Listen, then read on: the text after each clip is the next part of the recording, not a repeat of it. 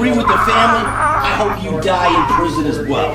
The 17-year-old was caught on camera in court, breaking down in tears and praying. He's accused of setting his 14-month-old half-brother on fire and watching as the flames consumed him. When the judge sentenced Jacob Matt Morgan to life in prison, he completely broke down. It's called felony murder, which means that somebody had actually died in that fire. So I'm going to sentence you to the maximum sentence provided for by law, 15 years. The sentencing guidelines are 9 years to 15 years. And frankly, I think you should get more. According to police, this South Carolina teen was a morbid killer, an individual with an obsession with fire and a diagnosed mental illness. They say Morgan had been recorded setting fire to things twice in a month, fortunately without causing any harm. But this time, he killed his half-brother, Joshua Hill, just for the thrill. In Morgan's written confession, he admitted that, while his parents were out, he lit a candle in the house and let the flames spread, ultimately causing the tragedy. In court, the judge calmly described the events and pointed out that Morgan knew the child would die, but chose to do nothing. And not calling 911, not saving that child when he could have, and not having started the fires in the first place. Faced with these charges,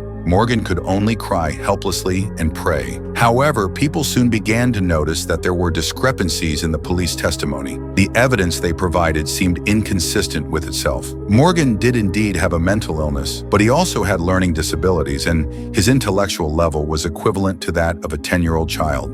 He couldn't even write a coherent sentence, let alone a detailed, lengthy confession. Morgan's parents always believed he was a good brother and would never do something like this. There had to be some misunderstanding. Yet the court still maintained Morgan's guilt and ultimately sentenced him to 15 years in prison, with the possibility of parole after 7 years. What do you think? Do you believe Morgan is truly guilty, as the court says, or is there more to the story? Share your thoughts in the comments.